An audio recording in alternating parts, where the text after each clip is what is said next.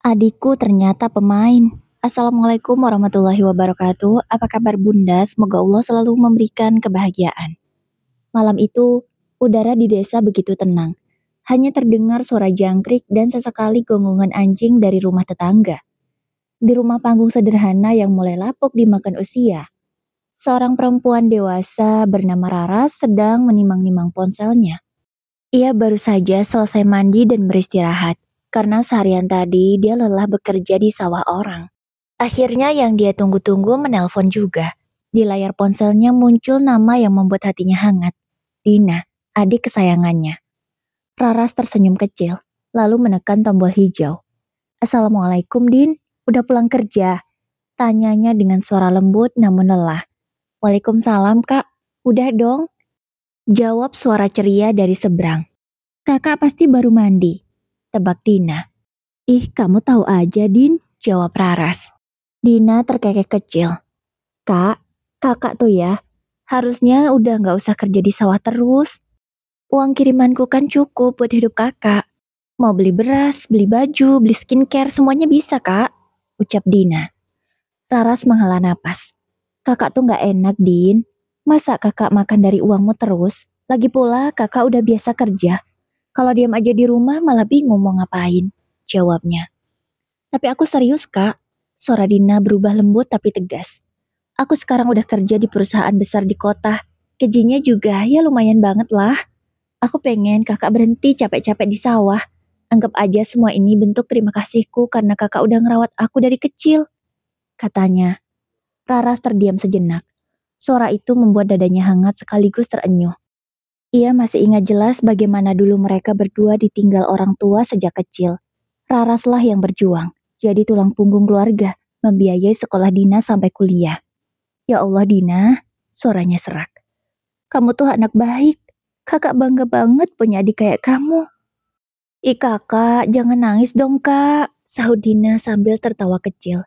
Kakak istirahat aja ya, aku udah transfer uangnya juga tadi sore, buat kebutuhan bulan ini.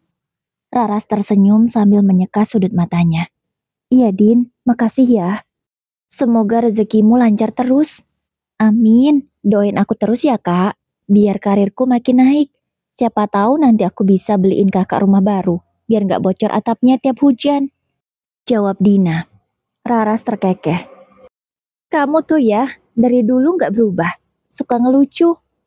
Mereka bicara lama malam itu, tentang kerjaan Dina, tentang Jakarta, tentang mimpi-mimpi besar mereka berdua. Raras merasa hidupnya cukup. Ia tak punya suami, tak punya anak. Tapi ia punya adik yang sukses dan sayang padanya. Itu lebih dari cukup. Namun jauh di balik tawa lembut Dina, ada nada getir yang tidak pernah Raras sadari. Suara Dina sedikit bergetar ketika ia berkata, Kak, kalau suatu hari aku bikin kakak kecewa, kakak bakal tetap sayang aku kan? Raras terdiam mendengar ucapan itu. Dia bingung. Kok ngomong gitu, Din? Ya jelaslah kakak sayang kamu. Kamu satu-satunya keluarga kakak, jawab Raras. Dina hanya menjawab pelan. Aku cuma takut aja, Kak. Kalau suatu saat kakak tahu semua tentang aku. Tentang kamu apaan sih? Raras tertawa kecil. Kamu tuh aneh. Udah sana tidur, besok kerja kan? Tanya Raras, karena memang dia tidak punya pemikiran aneh tentang adiknya. Iya kak, makasih ya udah selalu doain aku. Aku sayang banget sama kakak. Telepon pun terputus. Raras masih tersenyum sambil menatap foto mereka berdua di meja. Dina dengan blazer rapi dan senyum cerah di depan gedung tinggi di Jakarta. Bangganya tak terkira. Keesokan harinya, pagi itu embun masih menempel di pucuk-pucuk padi. Raras memanggul cangkul dan ember berisi pupuk di tangan kanan. Bajunya lusuh, wajahnya dipenuhi keringat tapi hatinya tenang. Baginya bekerja di sawah adalah bagian dari hidup. Burung-burung kecil berterbangan di atas hamparan hijau. Dari kejauhan terdengar suara ibu-ibu yang sedang menanam bibit padi sambil bercanda. Desa itu memang kecil, semua orang saling kenal. Ras, seru suara nyaring dari arah pematang. Raras menoleh. Ternyata Bu Sari, tetangga sebelah, menghampirinya dengan payung besar di tangan. Pagi Bu Sari, mau ke sawah juga? Tanya Raras ramah. Iya, ini mau lihat padi. Tapi kayaknya sawah garapanmu lebih subur ya, jawab Bu Sari. Ah, biasa aja Bu, mungkin karena pupuknya baru ditabur kali, jawab Raras. Bu Sari tertawa lebar, memperlihatkan gigi yang tinggal separuh. Oh iya ya, bisa jadi. Tapi Ras, kenapa kamu masih jadi buruh di sawah orang? Katanya adikmu udah kerja di perusahaan besar, gajinya juga gede. Kok kamu masih buruh aja? Apa Dina nggak ada ngirimkan uang untuk kamu? Dulu kan kamu yang biayai dia dari kecil, tanya Bu Sari. Sebelum menjawab, Raras tersenyum. Ada kok Bu, malahan banyak dia ngirim ke saya. Bahkan dia juga ngelarang saya untuk buruh lagi. Tapi kalau saya nggak buruh ke sawah, saya ngapain? Saya bingung di rumah. Suntuk. Wah enak dong kalau dikirim uang rutin sama Dina. Itu artinya dia tahu balas budi sama kakak yang sudah merawatnya dari kecil. Lanjut Bu Sari. Iya Bu, alhamdulillah. Dina anaknya sangat pengertian kok. Gak pernah lupa sama saya meskipun dia sudah sukses. Jawab Raras. Iya baguslah kalau gitu. Ya semoga aja kerjaan adikmu itu benar ya di sana. Bukan kerja yang aneh-aneh. Kalimat itu menyentil perasaan Raras. Kenapa ibu bilang begitu? Ibu nuduh adik saya macem-macem. Tanya Raras tak terima. Bukan nuduh macem-macem, tapi... Enggak deh, kamu lanjut aja mupuknya. Saya mau lanjut nih. Takut keburu kesiangan. Bu Sari langsung berjalan cepat meninggalkan Raras. Sementara Raras masih kepikiran dengan ucapan Bu Sari tadi. Kenapa tetangganya itu bisa bilang sejahat itu? Namun Raras memilih mengabaikannya. Lanjut bekerja sebelum hari semakin siang. Siang hari Raras pulang ke rumah untuk beristirahat dan sholat. Nanti 1:30 dia akan ke sawah lagi untuk memeriksa apakah ada padi yang rusak dimakan hama, juga membersihkan rumput-rumput liar. Sambil makan siang, Raras melihat status WA milik adiknya. Dina sedang makan siang di sebuah kafe yang cukup mewah. Raras memang bisa mengoperasikan ponsel, tapi tidak selihai anak muda zaman sekarang. Karena masa remajanya dihabiskan untuk bekerja menghidupi adiknya agar bisa sekolah dengan layak. Karena zaman Dina kecil dulu, tak ada satupun orang yang membantu mereka. Beasiswa pun tak ada. Entah mengapa bisa sampai setega itu orang-orang di sekitarnya. Tapi Raras tak menyerah. Dia terus berusaha, bekerja di sawah setiap hari agar adiknya bisa makan dan sekolah.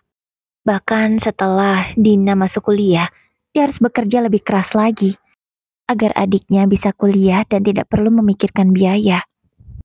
Dan baru setahun ini dia punya ponsel. Itu pun dia tidak terlalu suka mengoperasikannya karena belum terbiasa. Dia lebih suka beberes rumah jika waktu senggang daripada bermain ponsel. Ponsel itu dia gunakan untuk nonton sambil makan. Sementara untuk bermain sosial media, Raras belum bisa.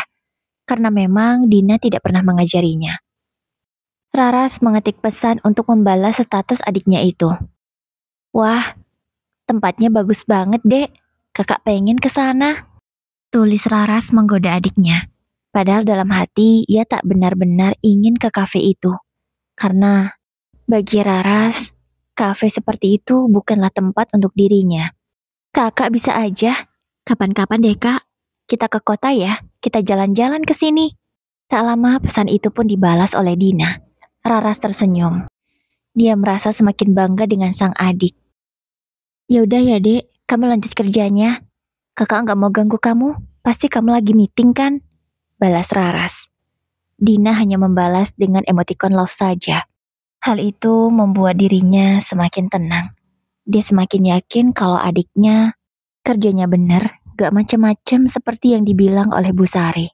Setelah Isoma selesai, Raras kembali ke sawah untuk memeriksa padi dan mencabuti rumput liar. Sawah yang digarap Raras memang tidak terlalu luas, hanya 1/4 hektar. Tapi itu sudah cukup menghabiskan waktunya setiap hari. Padi-padi itu daunnya sudah mulai menghijau. Tampak subur dan segar, membuat siapapun yang melihat padi itu merasa tenang dan adem. Seperti biasa pulang dari sawah sekitaran jam 5. Sesampainya di rumah, dia langsung bebersih dan sholat asar, mumpung masih ada waktu. Ya seperti itulah kegiatan Raras. Dia akan libur sekali seminggu, biasa di hari Jumat. Karena biasanya di hari Jumat itu akan ada yasinan yang dihadiri oleh warga sekitar di musola. Raras memang sudah berumur. Kini usianya sudah 32 tahun, tapi dia belum menikah. Di pikirannya, kalau dia menikah, nanti sang adik tidak akan ada yang menjaga. Dia takut akan sibuk dengan keluarganya sehingga sang adik tak mendapat perhatiannya. Itulah yang selalu dipikirkan oleh Raras, hingga membuatnya sampai saat ini belum ingin untuk menikah. Raras sebenarnya cantik, tapi karena tak pernah perawatan jadi wajahnya terlihat kusam. Padahal sang adik sudah memberinya uang agar membeli skincare. Tapi Raras tidak mau menggunakan uang itu. Dia memilih menyimpannya saja. Raras juga terlihat lebih tua daripada usianya. Dia sudah seperti ibu-ibu yang punya anak padahal dia masih gadis. Ini hari Jumat. Raras sudah bersiap untuk berangkat ke musola setelah sholat Jumat selesai. Dia berangkat bersama beberapa tetangga. Dan ada salah satu tetangga yang sengaja menggodanya. Ras, nikahlah. Kamu sudah berumur. Adikmu juga udah kerja. Kerjaannya juga sudah mapan. Kamu nunggu apa lagi? Tanya Bu Helmi. Gak lah Bu, saya belum pingin. Nantilah. Jawab Rara seperti biasa. Dia memang tidak suka kalau disinggung soal pernikahan atau ditanya. Tapi ya mau bagaimana lagi. Dia hidup di kampung. Tentu banyak orang akan menanyakan hal seperti itu. Sebenarnya saat umurnya 26 tahun, banyak yang melamarnya. Tapi semuanya ditolak dengan alasan dia ingin menjaga adiknya. Dan setelah itu tak ada lagi pria yang mendekati Raras. Entah karena tak berani atau takut ditolak lagi. Sekitar jam 3 sore acara yasinan sudah selesai. Semua ibu-ibu kembali ke rumahnya masing-masing, begitu juga dengan Raras. Sesampainya di rumah, Raras duduk sebentar di kursi tuanya. Kursi peninggalan orang tuanya. Ia memejamkan mata sebentar. Entah mengapa hari ini dia merasa sangat rindu dengan Dina. Memang, sudah 4 bulan Dina belum pulang. Padahal biasanya 2 bulan sekali Dina pulang, supaya mereka bisa melepas rindu. Apa aku susul Dina ke Jakarta ya? Aku kangen banget. Aku juga pengen lihat tempat kerjanya, sama tempat tinggalnya. Kan selama ini aku belum pernah ke sana. Ya memang, sudah 2 tahun Dina bekerja di sana. Dan Raras belum sekalipun diajak ke Jakarta. Bahkan alamat tempat kerjanya dan tempat tinggalnya juga belum pernah diberitahu. Dengan modal nekat, akhirnya Dina berangkat ke Jakarta seminggu kemudian. Tanpa memberitahu Dina, sengaja untuk kejutan katanya. Raras berangkat dengan travel yang siap mengantarnya. Yang jelas tujuan utamanya saat ini adalah kota Jakarta. Dari kampungnya ke Jakarta membutuhkan waktu seharian. Rara sempat mabuk perjalanan, hingga ia memilih tidur di sepanjang jalan. Setibanya di Jakarta, barulah Raras menelpon adiknya. Halo Din, kamu di mana? Tanya Raras, di tengah kebisingan kendaraan yang lalu lalang. Aku lagi kerja kak, ada apa? Tanya Dina yang belum tahu kalau kakaknya sudah ada di Jakarta. Namun suara bising kendaraan membuat Dina bingung. Kakak di mana? Kok berisik banget? Di kampung setauku nggak seberisik ini deh suara kendaraan. Tanya Dina. Aku di Jakarta, Din. Kamu jemput kakak ya? Kakak di sini nih, di depan mall ini. Raras menyebutkan sebuah mall yang cukup terkenal di Jakarta. Dina terkejut dan gelagapan. Apa? Kakak di Jakarta? Kakak ngapain? Tanya Dina khawatir. Aku kangen sama kamu, Din. Kamu udah lama gak pulang. Jadi kakak pikir kamu sibuk. Akhirnya kakak nyusul kamu deh ke sini. Tapi maaf kakak gak ngabarin ya. Soalnya kakak mau kasih kejutan. Kamu jemput kakak bisa kan? Jawab Raras. Iya kak, aku jemput. Setengah jam kemudian, Dina sudah sampai di tempat kakaknya menunggu. Dina menjemput Raras menggunakan mobil. Mobil Brio berwarna kuning. Wah, ini mobil siapa? Bagus banget. Mobil temanmu ya? Tanya Raras. Iya kak, ini mobil temanku. Jawab Dina. Kok kamu bawa sih?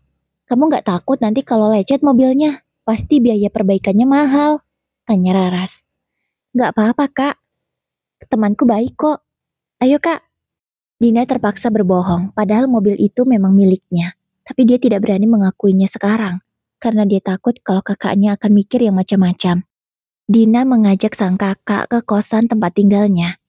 Kosan itu cukup elit. Ya wajar, harga sewanya saja jutaan per bulan. Ini kosanmu, Din. Bagus banget. Mewah sekali. Pasti mahal ya? Tanya Raras merasa takjub. Ya, gitu deh kak. Tapi uangku cukup kok alhamdulillah. Ayo kak masuk. Dina segera mengajak kakaknya masuk. Karena dia takut kalau semakin lama Raras di luar akan melihat keanehan di kosannya ini. Ya ampun Din, kamarmu berantakan banget sih. Kamu pasti sibuk banget kerja ya, jadi gak sempet beresin kamar. Ya udah, kakak yang beresin ya. Tanpa merasa lelah meski sudah dari perjalanan jauh, Raras langsung membereskan kamar adiknya. Ia mulai memunguti pakaian-pakaian kotor yang ada di lantai. Kak, gak usah, biar aku aja. Lagian ini baju mau di laundry kok. Kata Dina melarang. Gak apa-apa, kakak bisa kok nyuci. Udah kak, gak usah, kakak istirahat aja. Kan kakak dari perjalanan jauh. Udah ya kak, gak usah. Akhirnya Dina mengambil alih pakaian kotornya, lalu segera memasukkan secara asal ke dalam plastik. Namun ada satu yang membuat Raras heran. Kenapa pakaian adiknya itu banyak yang pakaian terbuka? Tapi dia berpositif thinking, mungkin Dina memakai itu di dalam kamarnya. Ya udah, kamu beresin bajumu biar kakak yang nyapu sama pel ya. Gak usah kak, kakak istirahat aja, jawab Dina cepat. Enggak lah, ini lantaimu udah kotor banget, lengket lagi. Rara segera ke kamar mandi dan menemukan sapu juga pel di sana. Ia pun langsung menyapu dan mengepel sampai selesai. Nah, kalau bersih gini baru enak, bisa istirahat, ucap Raras. Kemudian ia berbaring di kasur adiknya. Kasurmu empuk banget, Dek. Nyaman banget tidur di sini, ucap Raras sambil mengelus kasur yang terasa lembut itu, yang tentunya sudah dialasi oleh spray. Iya kak, alhamdulillah. Kasurku empuk di sini. Besok kalau aku pulang, aku ganti ya kasur kakak dengan kasur yang baru, yang kayak gini. Jawab Dina. Gak usah lah, kasur lama itu masih bisa dipakai kok. Ya walaupun keras, tapi sayang uangnya kalau buat beli kasur. Kasur kayak gini kan mahal, mendingan ditabung. Jawab Raras. Ya seperti itulah pemikirannya, seperti orang tua. Karena dia merasa mencari uang itu tak mudah, sehingga dia tidak mau menghamburkan uang untuk hal yang tidak penting. Ketika asik mengobrol, Raras tidak menyahut. Ternyata dia ketiduran di kasur empuk milik adiknya. Dina yang mengetahui hal itu hanya bisa tersenyum. Maafin aku ya kak.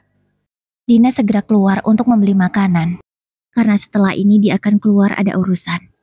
Sesampainya di kosan, Dina segera bersiap-siap lalu pergi lagi.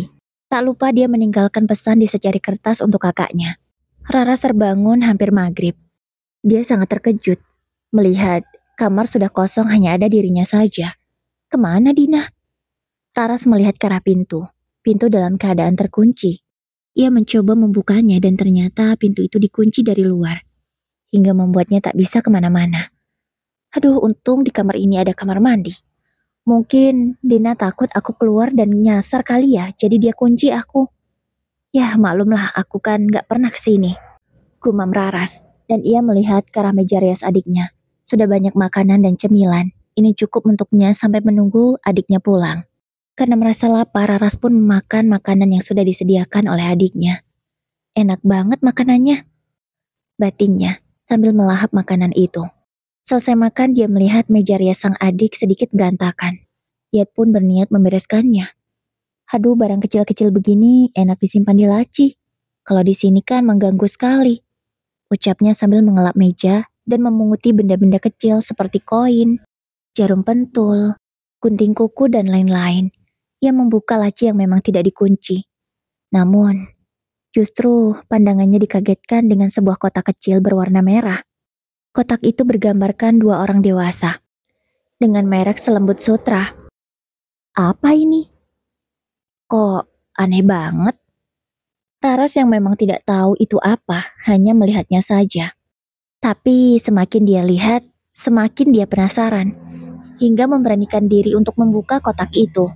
Di dalamnya terdapat bungkusan kecil, yang juga berwarna merah bungkusnya. Apa ini ya? Kok kayak lingkaran? Raras terus memegangi benda itu.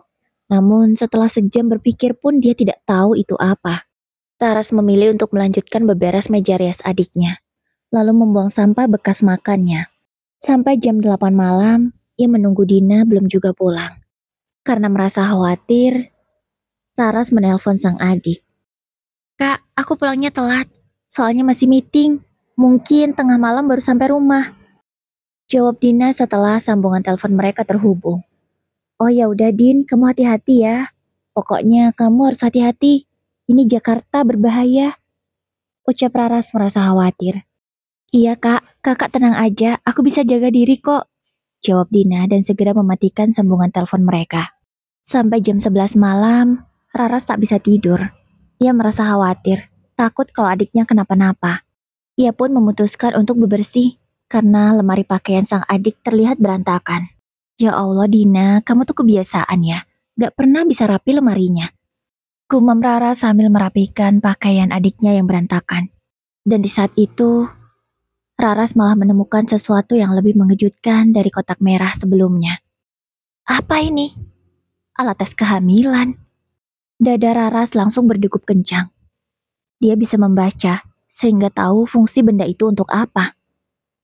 Kenapa Dina punya alat seperti ini? Apa? Astagfirullah.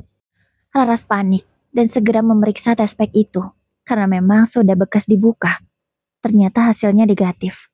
Dan setelah dia membongkar lemari adiknya lebih jauh, ia menemukan banyak test pack. Ada yang sudah dibuka, ada yang masih segel. Dan dari sekian banyak test pack yang dia temukan, ada 2 test pack yang memiliki 2 garis merah. Ia membaca petunjuk yang ada di kemasan itu. Jadi kalau 2 itu hamil. Raras terduduk lemas di lantai, sambil memegang test pack yang bergaris 2. Astagfirullahaladzim, Nek. Kamu setega ini sama kakak. Ucapnya lirih. Dan Raras menangis sejadi-jadinya.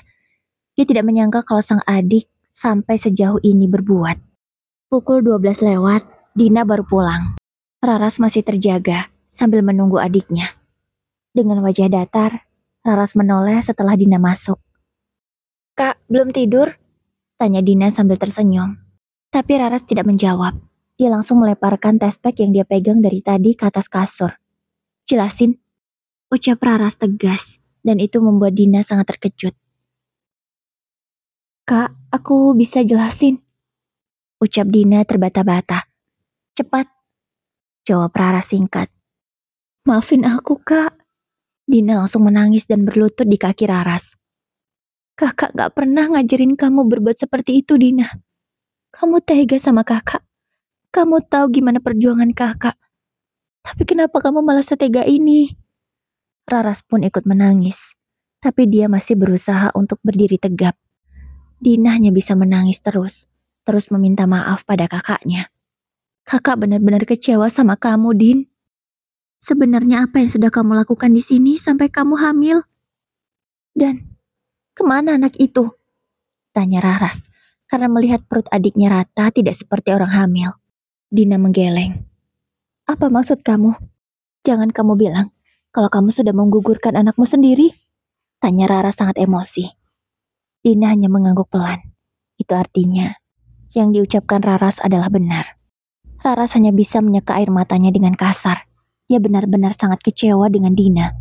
Siapa bapaknya? Kenapa kamu malah gugurkan bukan minta tanggung jawab sama dia? Teriak Raras. Aku juga gak tahu siapa bapaknya, Kak. Jawab Dina lirih. Maksudmu apa gak tahu bapaknya? Bentak Raras. Dina terdiam. Untuk beberapa saat dia belum mau jujur. Jawab jujur, teriak Raras lagi. Dan akhirnya Dina menceritakan yang sebenarnya. Bahwa dirinya adalah wanita panggilan. Hati Raras hancur mendengar kejujuran adiknya. Dia benar-benar tidak menyangka. Adik yang selama ini dia jaga, dia sayang dan dia banggakan ternyata adalah wanita panggilan. Lalu Raras teringat dengan sesuatu yang dia temukan di laci. Jadi ini apa? Raras membanting benda berwarna merah itu. Dina menjelaskan dengan suara terbata-bata. Itu alat kontra, Kak, jawabnya. Raras makin hancur, tapi dia tak bisa berbuat apa-apa. Adiknya memang sudah rusak. Malam itu, keduanya saling diam. Raras hanya diam saja sementara Dina masih menangis sampai pagi. Di pagi harinya, Raras yang kesal langsung pulang ke kampung. Kak, maafin aku, Kak, teriak Dina. Enggak, aku gak akan maafin kamu. Aku bukan kakakmu lagi. Jangan pernah kamu pulang ke rumah. Raras menghempaskan tangan Dina yang berusaha menghentikannya. Dina menangis di dalam kamarnya, tak bisa berbuat apa-apa. Dia merasa sangat bersalah karena dia sudah mengkhianati kepercayaan dari sang kakak. Seminggu di kampung, Raras tak punya semangat hidup. Dia belum bisa menerima kenyataan pahit ini, bahwa adiknya adalah seorang pemain. Bahkan dia tak semangat kerja. Sawah yang digarapnya tak dia urus. Dia meminta kepada pemilik sawah untuk memperkerjakan orang lain sementara waktu. Sementara di kota, Dina masih terus saja menangis, menyesali perbuatannya. Dina lalu teringat dengan kejadian di masa lalu. Mengapa ia bisa sampai terjun ke dunia hitam ini? Waktu itu biaya semesternya sudah ditagih oleh kampus. Ia tak tega untuk menghubungi kakaknya meminta uang, sehingga dia memilih cara lain untuk mencari uang sendiri. Namun, bukannya mencari jalan yang benar, Dina malah mencari jalan pintas. Mulai dari itulah, dia terbiasa untuk melakukan dosa, menjual dirinya kepada pria-pria yang menginginkannya hingga sampai detik ini. Malam di mana kakaknya tahu semuanya, dia juga baru pulang melayani tamunya. Dan saat sang kakak menelponnya, Dina sedang melayani seseorang.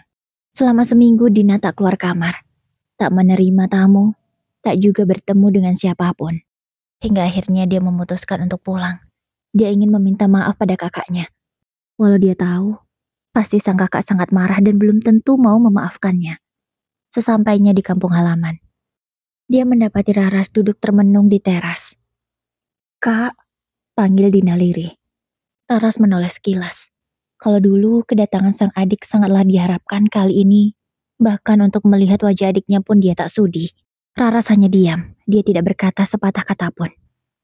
Dina semakin mendekat, lalu bersimpuh di kaki kakaknya. "Maafin aku, Kak," ucapnya lirih dengan tangisan yang begitu memilukan. "Masuk," bentak Raras. Dia tidak mau orang-orang melihat kenapa adiknya seperti ini. Dia memang sangat membenci sang adik, tapi dia tidak mau kalau orang-orang tahu adiknya menjual diri di kota. Dina masuk ke dalam rumah dengan langkah pelan. Sampai malam, mereka tak berbicara. Tak ada kegiatan juga yang dilakukan selain duduk termenung. Keesokan harinya, Dina yang masih sangat merasa bersalah memilih membereskan rumah untuk membantu sang kakak. Tapi hal itu tidak dilirik sedikit pun oleh Raras. Dia masih acuh pada adiknya itu. Beberapa hari berlalu, Raras dan juga Dina masih tak tegur sapa. Dina berusaha, tapi Raras mengabaikannya. Hingga akhirnya setelah seminggu di kampung, Dina memutuskan untuk kembali ke kota. Raras yang dipamiti oleh adiknya tak peduli. Dia sudah menganggap adiknya itu bukan siapa-siapanya lagi. Setelah Dina pergi, barulah Raras menangis. Dia menangis menyesal kenapa semua ini terjadi padanya. Sementara itu di kota, sesampainya di sana, Dina tidak baik-baik saja. Tiba-tiba dia sakit. Bahkan dia harus menelepon ambulan untuk membawanya ke rumah sakit. Setelah diperiksa ternyata Dina terkena PMS. Dia sangat syok. Dia menyesal dan semakin menyesal sekarang. Dia tak berani menghubungi sang kakak, hingga memutuskan untuk tidak memberitahu kakaknya itu. Teman kos Dina, Afni, dia tak tega melihat kondisi temannya itu, sehingga secara diam-diam menghubungi Raras. Ia mendapatkan nomor ponsel Raras dari HP Dina yang belum terkunci waktu itu. Dina memang sempat menceritakan kalau dia punya kakak di kampung kepada Afni. Dan dia juga sudah menceritakan kalau kakaknya tahu apa pekerjaan Dina yang sebenarnya. Karena tak mau temannya ini semakin terpuruk dan sakit tidak ada yang merawat, akhirnya secara diam-diam Afni menghubungi Raras. Raras terkejut, meskipun dia sangat membenci adiknya. Tapi ketika mendengar adiknya sakit, nalurinya sebagai manusia tak bisa diam saja. Afni juga menjelaskan penyakit apa yang diderita oleh Dina. Dan sedikit pun Raras tak merasa jijik atau enggan untuk menemui adiknya. Hari itu juga dia langsung berangkat ke kota untuk menjemput Dina.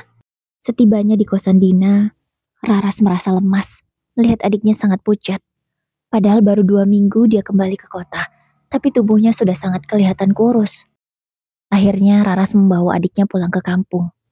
Tetangga ramai menjenguk, mereka bertanya Dina sakit apa. Raras dengan lantang menjawab, "Dina sakit ginjal, Bu." Ya, dia terpaksa berbohong.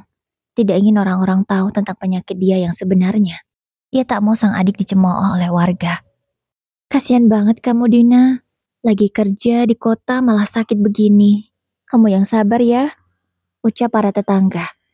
Ada yang bersimpati, ada yang mendoakan. Tapi tak sedikit juga yang merasa curiga. Tapi untunglah, Raras yang tegas bisa menepis semua itu. Ia akan menutup rapat-rapat masa lalu sang adik. Raras merawat adiknya dengan penuh kasih sayang. Walau masih ada rasa kecewa, tapi dia berusaha menepis rasa kecewa itu sendiri.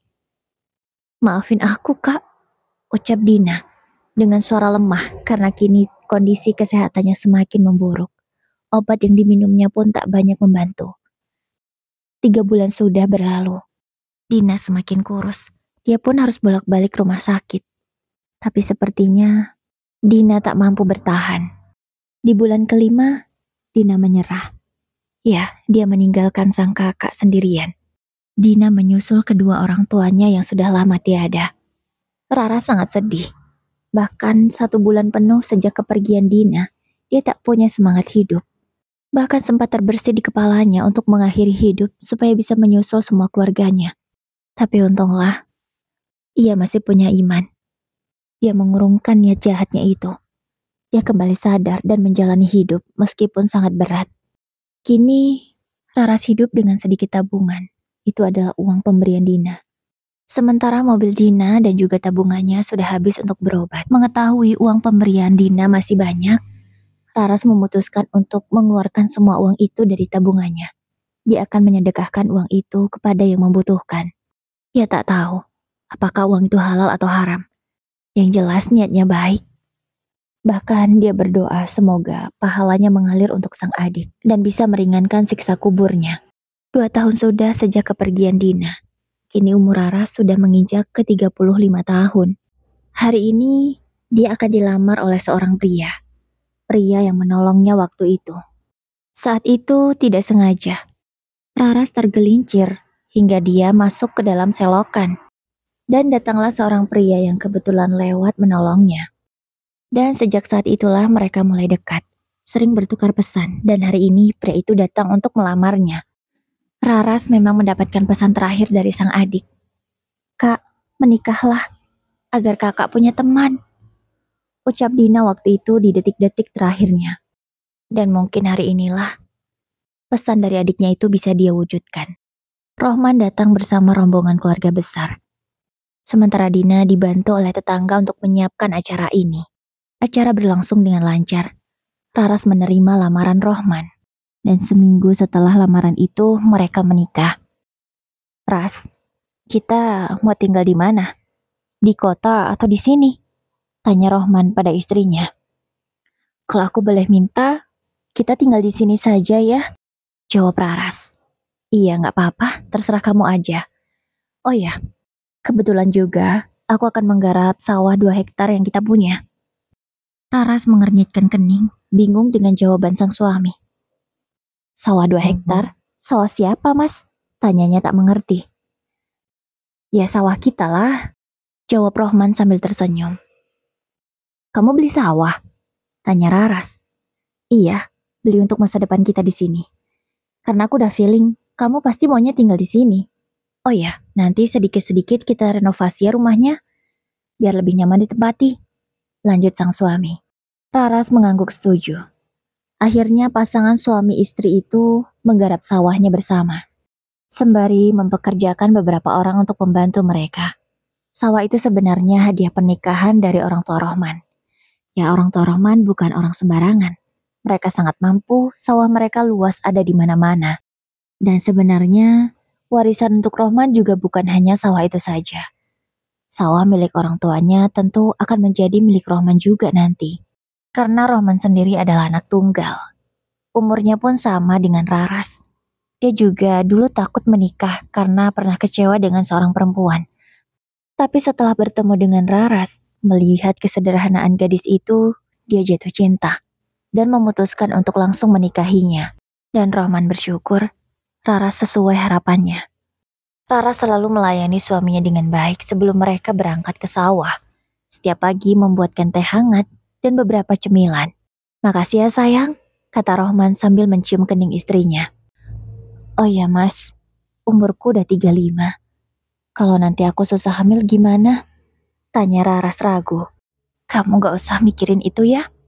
Bagiku, punya anak gak punya anak, yang penting kita tetap sama-sama, aku udah bahagia. Jawab Rohman sambil tersenyum manis ke istrinya. Dan cerita pun berakhir. Dengan Rohman dan juga Raras menghadap ke sawah milik mereka sambil menikmati teh hangat di pagi itu. Oke Bunda, ceritanya cukup sampai di sini. Wassalamualaikum warahmatullahi wabarakatuh.